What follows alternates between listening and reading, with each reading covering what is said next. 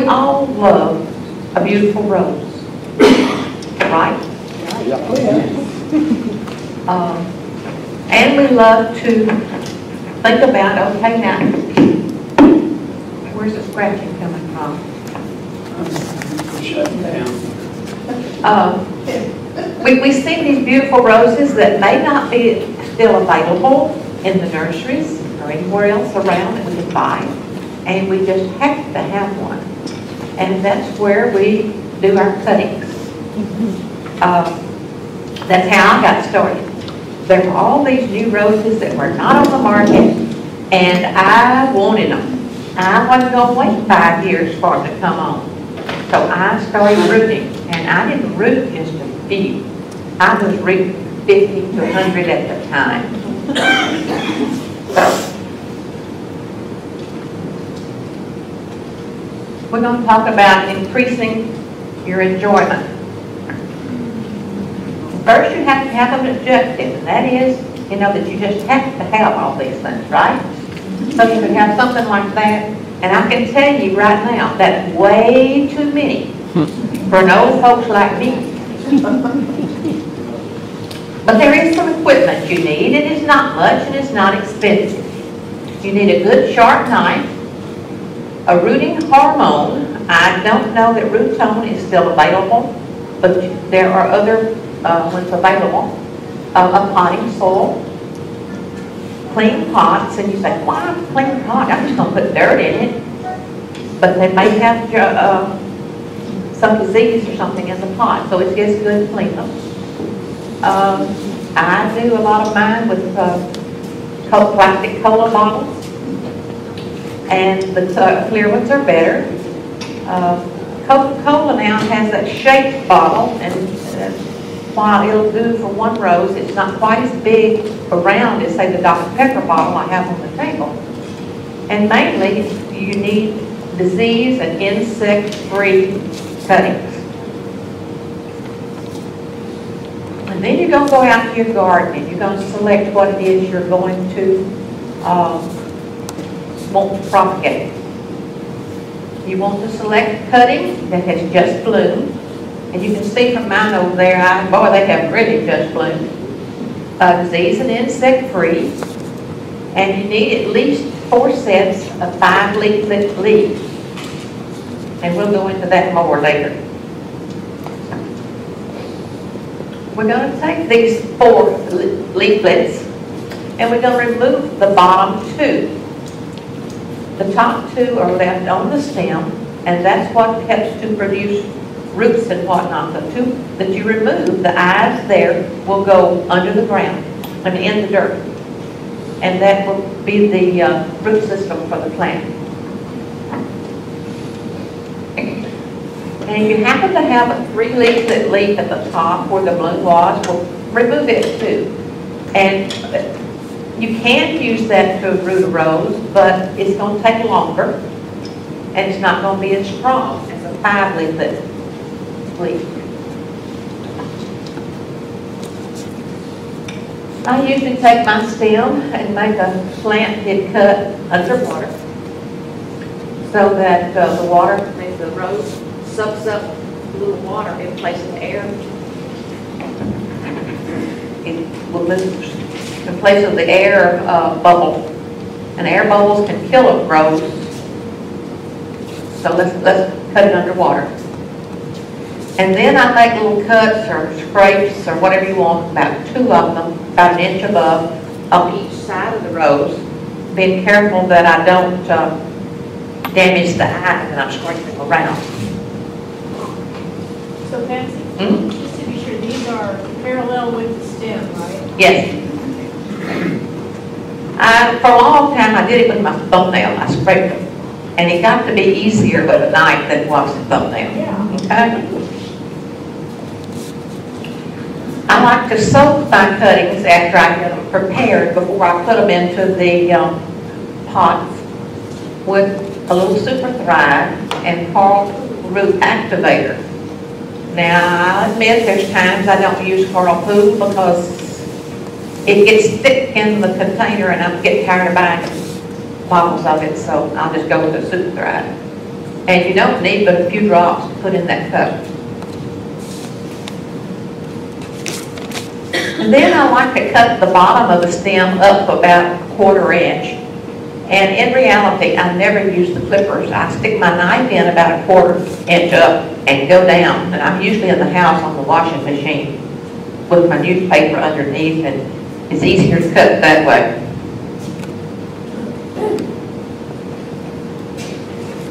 Now, this is just a bed of dirt, okay?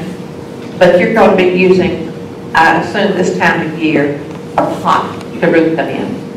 Because if you start now, they're not going to be well rooted until, and ready to put out until next spring. So in the ground, you may have to protect it a little bit more. But you're going to take a stick of some sort and poke a hole.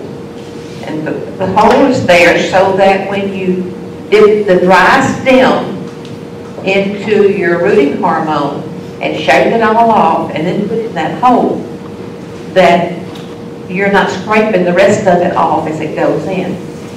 And don't be misled. More on the stem is not a good thing. It's been my experience that it causes the stem to rot. You're going to insert this cutting into the soil, and those 2 eyes that you took the leaves off of are going to be below ground, and the remaining 2 will be above. And then you're going to take a little bit of that water that you soak the cuttings in with your Super Thrive and root stimulator, and kind of water it in a little bit. Your soil should be moist already, but not wet. And before you put a bottle on it, you don't want it soaking wet, but you do want it moist. Know what I'm talking about? In other words, you can squeeze it and make water come out of it. That's too wet.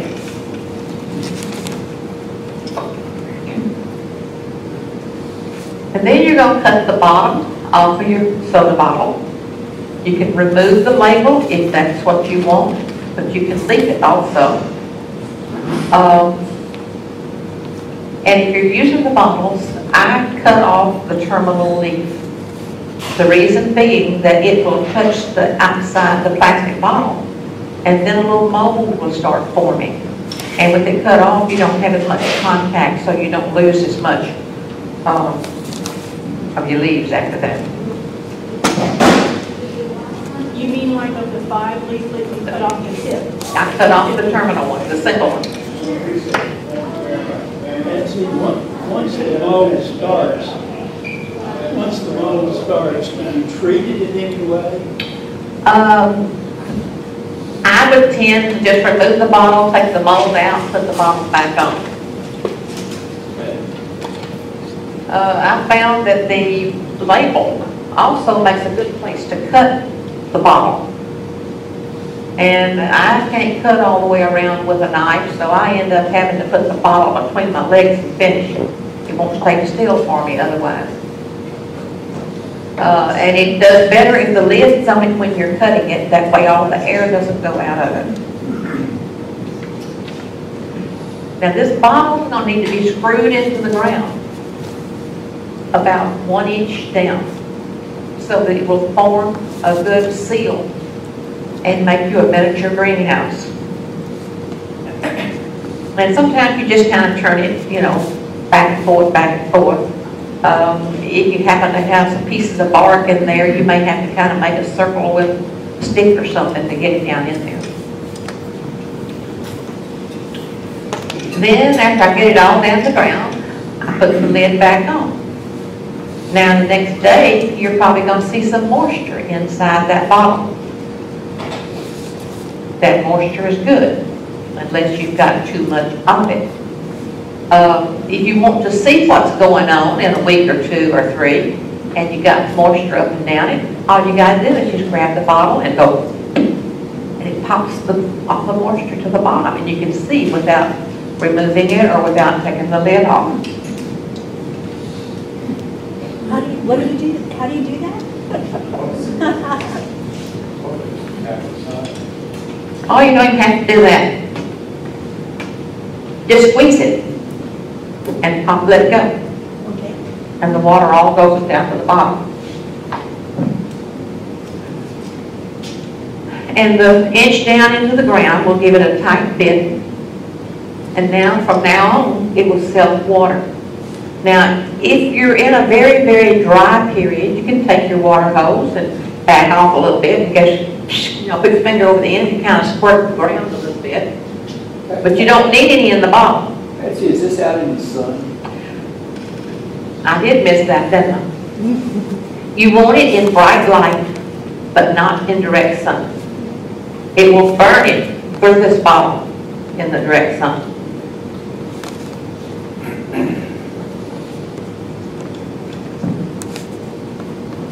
New growth in about 6 weeks. Sometimes you'll even have one blooming in 6 weeks. But that might be in the springtime rather than in the wintertime. In the wintertime, it may take a little bit longer. I even had one that sat there from October until April of the next year, and it showed no sign of growth until the spring came around, and then here it comes. Everything else I had done at that time bloomed. I mean, they had already grown and bloomed, but that one was sitting. But it was developing a nice full root system. I even got into farming with them. And it was under a tree, but sometimes the light, as it came from the west, was a little bit too bright. So I had my plastic PVC there, and I put shade cloth over it. So, there's all kinds of ways. I've been used window screens on sitting on chairs or buckets or something, whatever it takes. And then here you've got a bud coming there, and it's all ready to plant as soon as the frost is over. And now the baby is on its own. It's out of the pot. You treat it like you do any other plant. But if you're going to fertilize it, I would suggest half strength or less of a liquid fertilizer. Don't give it much for about 6 or 8 weeks. Now, I also came into making a simple mister box. I did about 4 feet square of concrete blocks. Put the pipe and the mister head in the middle. And I would have that thing just full in the spring of cuttings. You don't have to worry about watering them anymore. Don't worry about bottles. You're going to have smaller pots, and you can see the roots as they come out. And if you happen to use the peat pots, you can see them coming through and plant the pot and all. So there's my pipe. And there's where I put a few in the other day. And it's a really, really, really fine mist. But the wind was blowing so much that I had to put my fiberglass around it. Now this is in the sun. The tree's kind of grown over it a little bit now, but when I started it was in full sun. And as I say, you can do an awful lot of them, and you don't have to fill those big pots, and it's fun. A cheaper way to go and a little bit easier if you're doing a bunch. How often does that mister go off? That one's not on a timer. I'm leaving it on all day, and I will turn it off as the sun goes down and hopefully get back out there before the sun really comes up. Now, eventually, I did get it on a timer. After we had the old greenhouse. But that time I went somewhere else in my misting box that I have, where it comes on just a second at a time. But this is an easy way to do it if you're doing a lot of them. Yeah, that's the last one. Now, would y'all like to see it done? Yes. Yes. Okay. What is your success rate? I've had as high as 99%. Now, not every time. Another question about success rate, Is there a higher success rate with Pepsi bottles than Coke bottles? No. One time I said I had a Pepsi farm because I had a lot of Pepsi bottles. But the Dr. Pepper bottles are good. The other off-brand bottles are good. Coke bottles will work. Yes, ma'am. What's your thoughts on using mason jars? When I first started 4 years ago, I used peanut butter jars, anything that had a wide mouth on it. But those, when you get them, you have to seal them into the dirt too. And when it's time to take the bottle off, the container, you have to lift it up on one side and wedge something in there. Because you've got to let it acclimate to the outside. And that's what I forgot to say.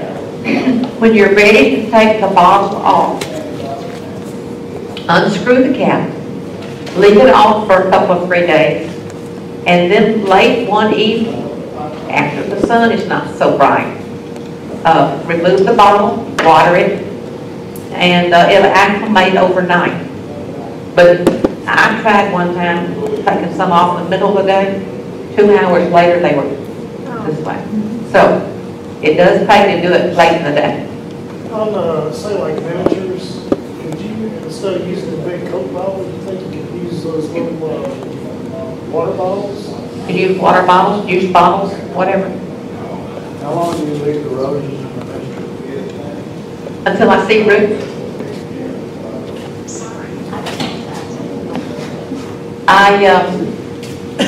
I'll pick them up. Are you going to show us a different way? Yeah, this is A plastic bag routine. This was suggested by the guy that had the antique rose emporium. He said he uses plastic bags. And one advantage is that when you get roots, you can see the roots up against the outside of the bag. The rose rustlers have been using that for years. Then they will put sticks or whatever in there, and you've got wire to hold it apart. And there are those that will kind of nip the end of the point of the bag there in case there's a lot of water. Some of it will rip out. I put a little chimney in mine.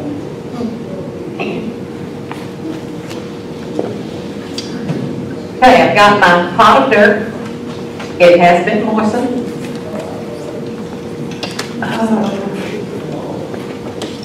I've got a red rose here. Nobody knows the name of it.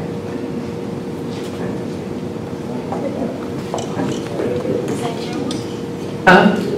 Mike, did you didn't run it?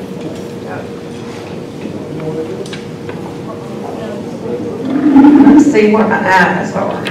There's one there, 2, 3, 4. No, okay. Take that off. 1, 2, 3, 4. Y'all, I can't cut underwater. I can't get to the bucket. We're pretending I cut under the water.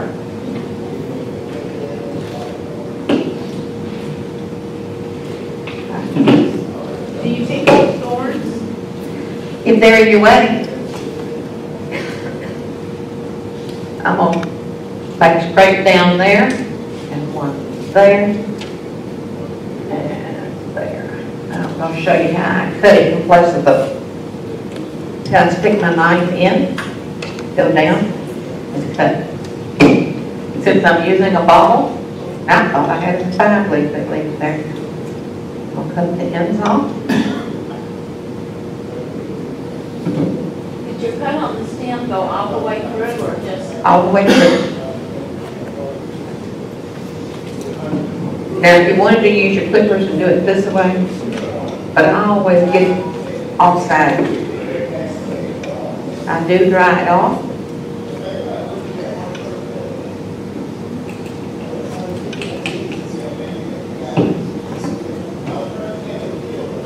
Making my hole. Out like that. In we go. Burning it up.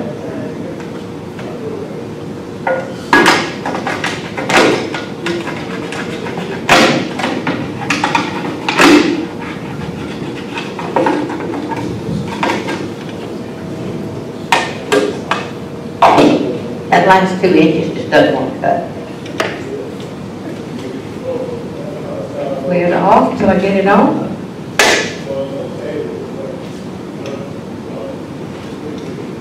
Oh.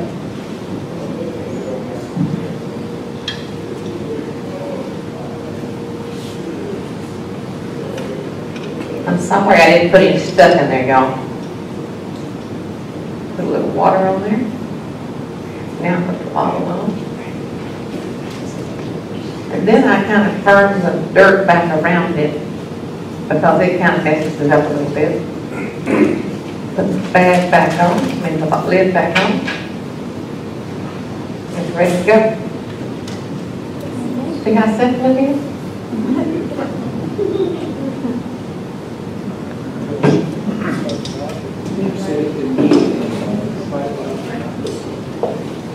So now we're going to get to grafting. Will you have to water it again after?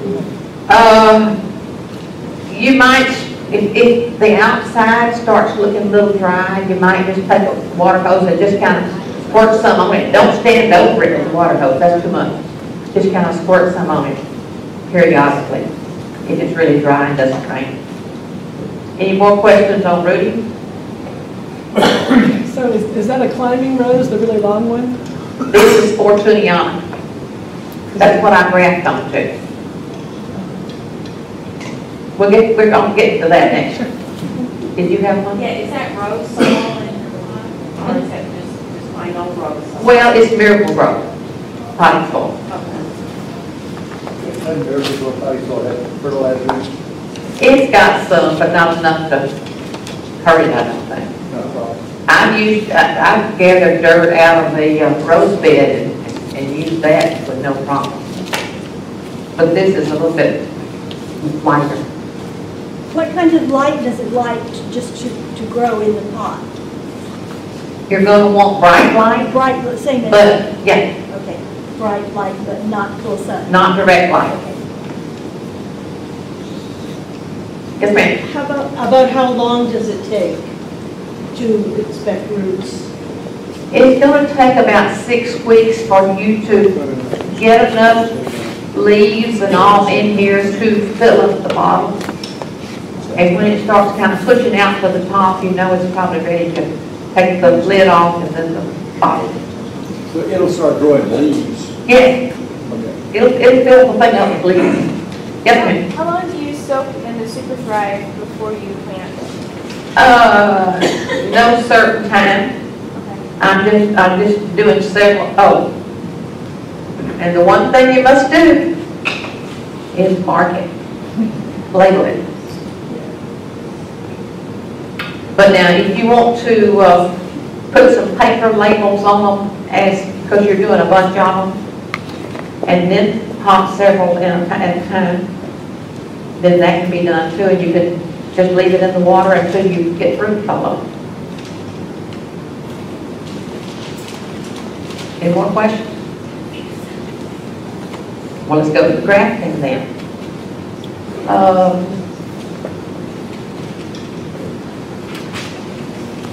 have to pull up the other program. Where'd the light go? I'm sure it's there. Okay. What's that rose? That road, Louis Estes. Okay, I'll know how to work. 87. How do you close it? What are you trying to do? I'm gonna get out of that program. Out of that over there. Is it right here that we're going to? No, I need to go to another.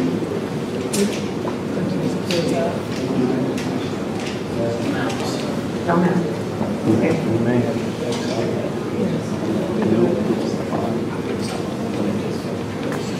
Where?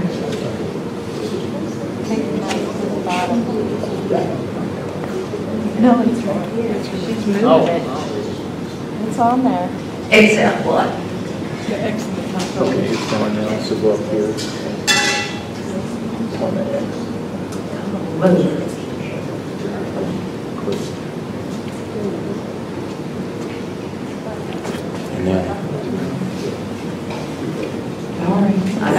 part of my old three. Oh.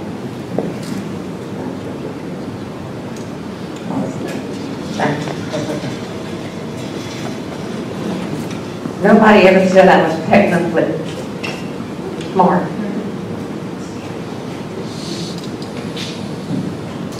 Oh, we're going to do this first. I'm sorry. My mind's not here. In yesteryear, I had a 420 bush in front of my greenhouse. Well, I took my greenhouse away. And the 420 had to go away too. And that's what it looked like when it bloomed. Now, I have a little one growing here.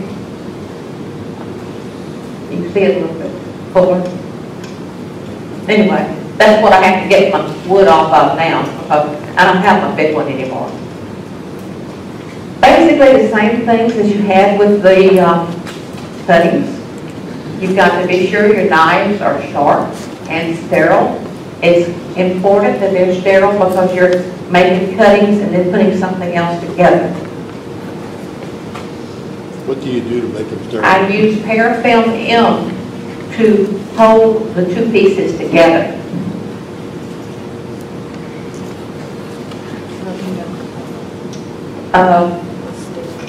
Question was, how do you sterilize your knives? Well, you can always use vinegar. Whatever. That's what I use. I'm not saying it's good, that's what I use.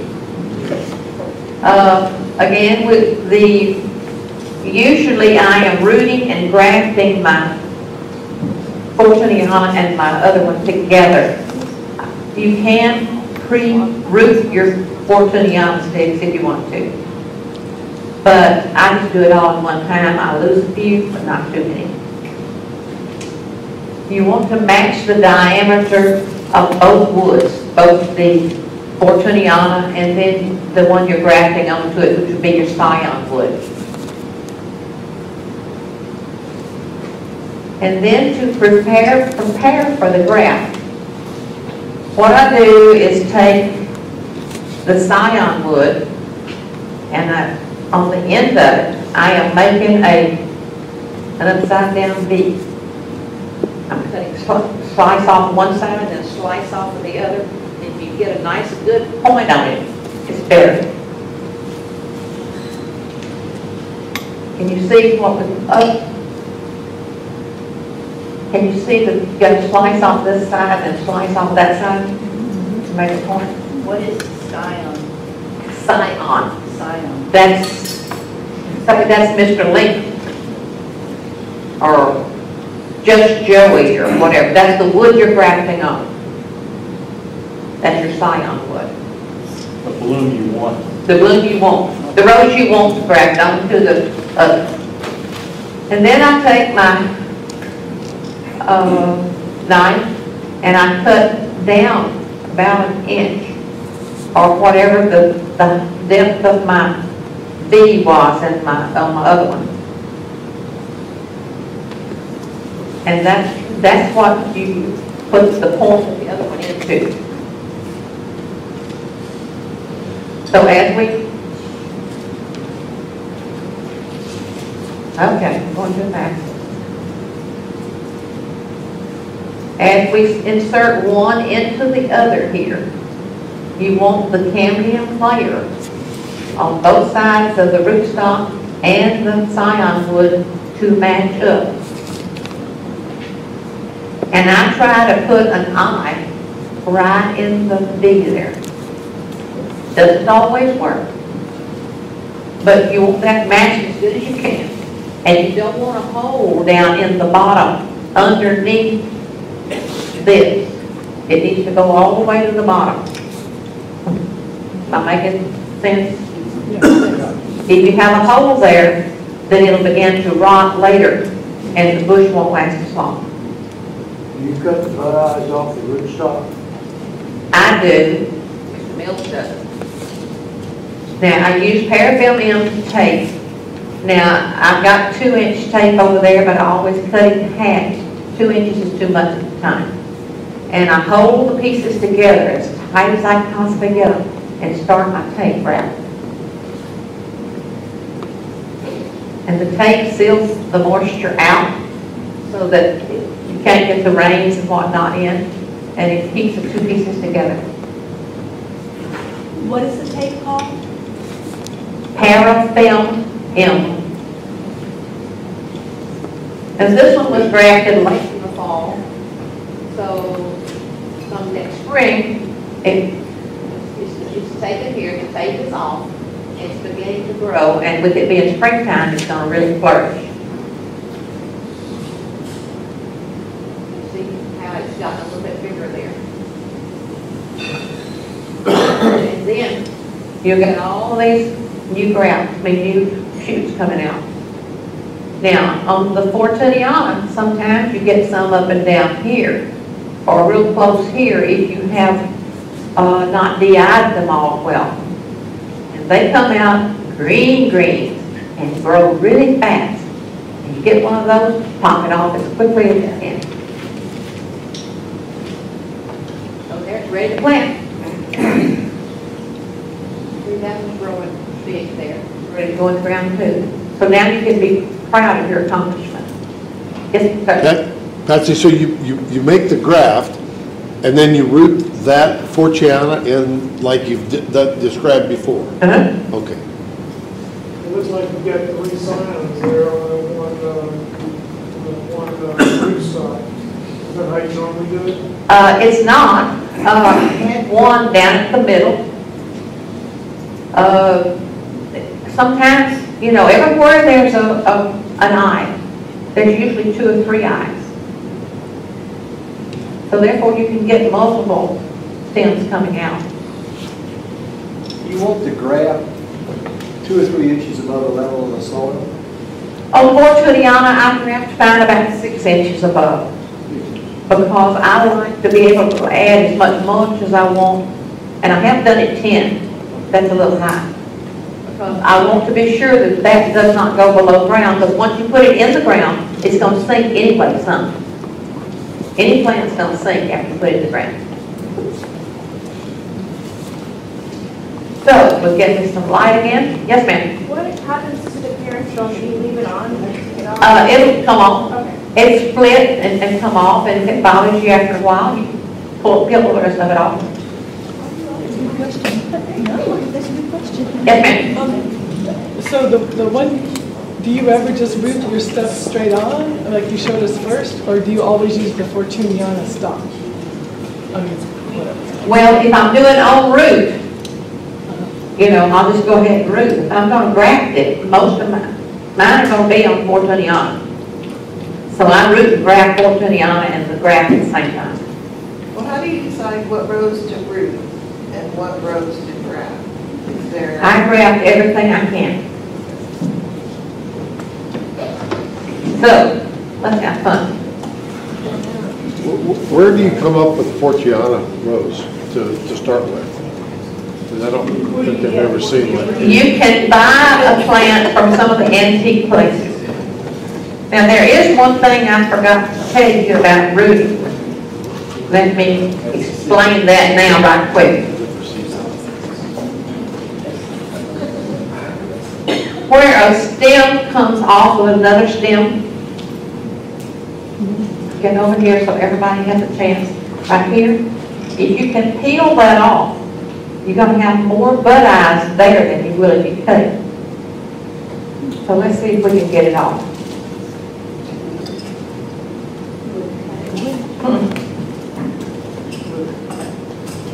Now you don't cut this tail off, but you've got multiple bud eyes there. And that will root faster and make a stronger plant for you faster than the one you cut. Now there's also another one over here. Don't have gloves on, so I'm doing the next best thing. That's what's not going to pop. Some do, some don't. But anyway, that would make a better, stronger plant for you.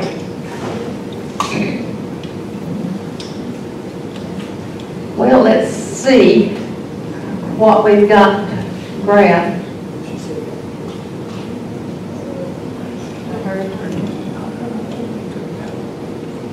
This was Mrs. Dudley Cross. Let's see if we can find it somewhere on here. Oh, the Fortuniana. This is a whip off of Fortuniana. From here down is useless. From here to here is probably useless. The middle part of it is your best bet. This is too new and this is too old. Patsy, I've asked you this question before, and I really don't understand why you can't do it, but something's off a previous, well, on existing roses that are on 14. Have I done that before? You bet. But if your plant that it came off of has any virus in it, then the next plant will have virus also. I just looked at it. You should be able to tell. There'll be some little markings in the leaves. And Fortuniana grows so fast, it puts up markings on that you've never seen before.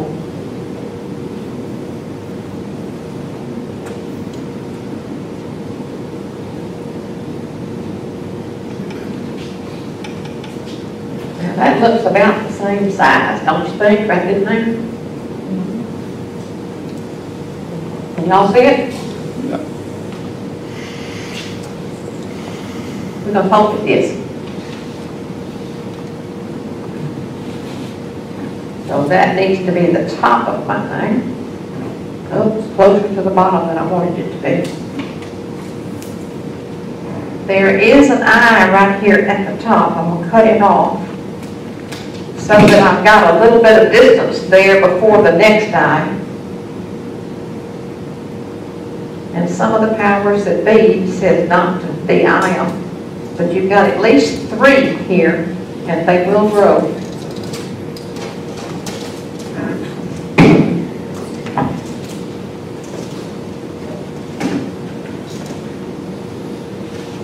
Got a different knife for this one. What kind of knife is it? The budding knife.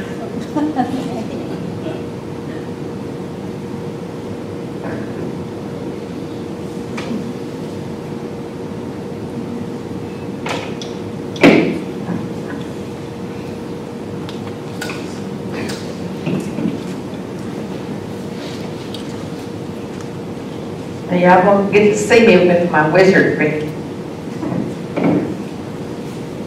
You can get these tools at Southwest Fertilizer, the butter knives, the paraffin.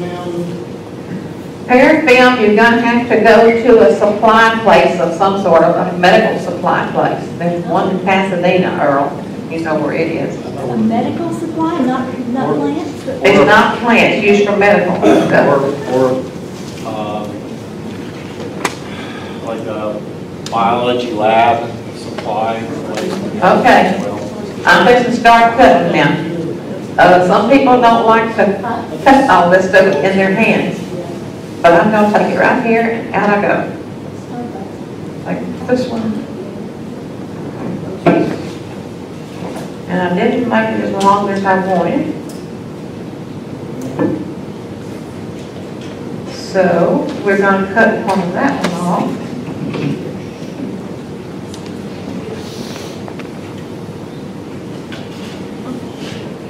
And you see that I cut it in about 2-inch pieces like this. And then I cut them in half. So this is a half of one. I gotta get it. I have a little secret that I don't tell everybody. And that is that I take a tiny piece of this paraffin. Can you see what I've got there? Yes. A little bitty piece. And I'm going to wrap it around the bottom of my cut.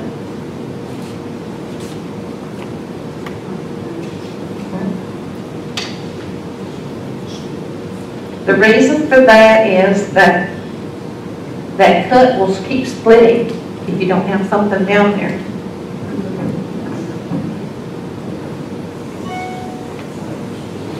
I've got to take my knife, open my cut.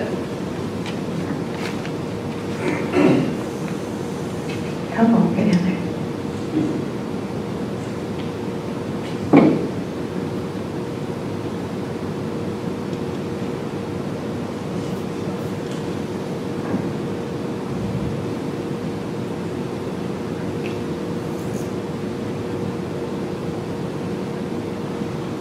It didn't fit the way I wanted it to. Can't like split in some wood. Nope.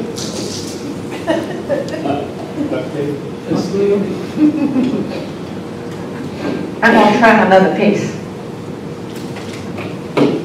The rootstock is a little bit large from the other one, and your scion wood always has to be the larger of the two.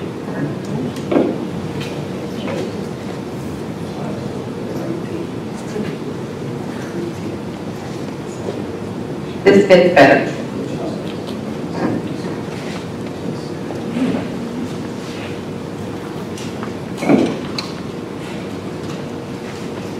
I forgot my piece at the end.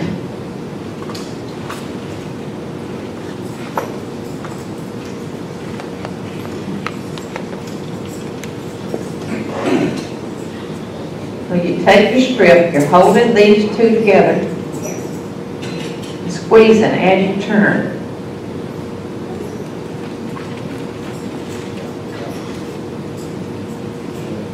The parafilm stretches as you do. Yes, it does.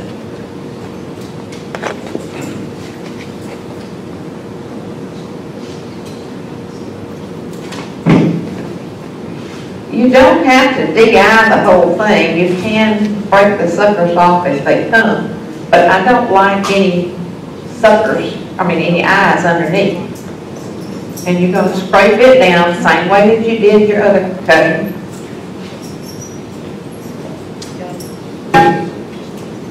Stick the knife in.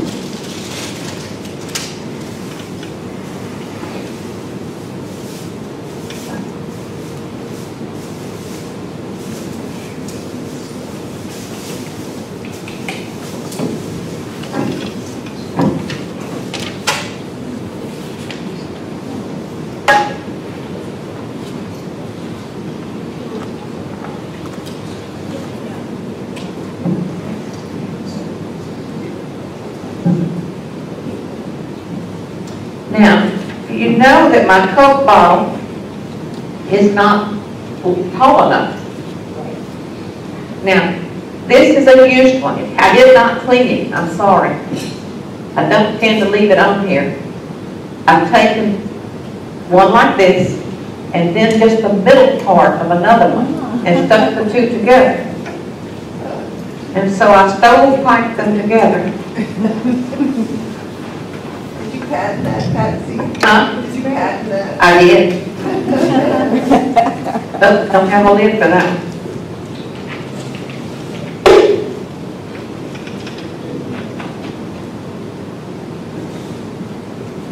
All right, very good. Okay, Patsy, Uh-huh. now what have you got? When that grows out, what are you going to have? I'm going to have a 420 yard rootstock, and I'm going to have Mrs. Dudley Cross. What's so great about the 420 yarn? The 420 yard makes things grow bigger, and the blooms are larger. You get more of them.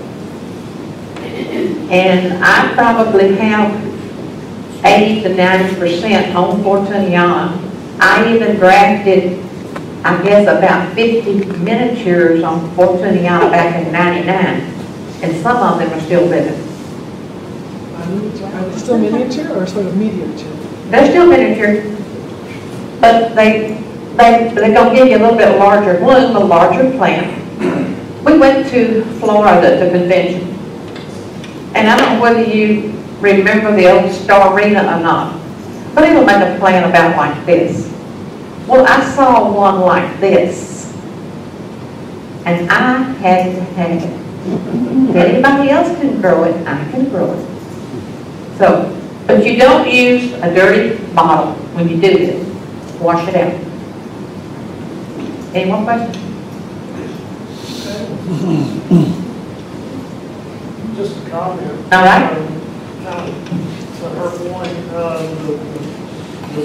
the size of the roses may be slightly larger, but the bush normally gets a lot bigger because the roots of the Fortuniana spread out and Yes, they a do. lot more area to feed the source plant. The Fortuniana doesn't put down anchor roots.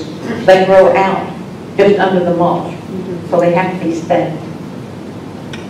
If you don't put a rebar on there, you're in bad shape, and you're gonna get a piece of garden hose and put over that rebar so that it doesn't chew your plant away. Well, if there's no more questions, I guess I'm through. I do. All right. Are you going to put an article in the Rosette about, now that we've seen it done, if you have it in the Rosette, we'll be able to follow the instructions.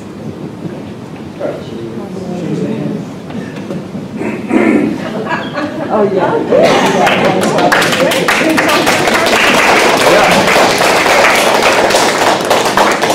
You know, all of this is trial and error. But it doesn't really cost you anything, and it's fun. If I could just root and graft and somebody else take care of the roses, I'd be a happy camper.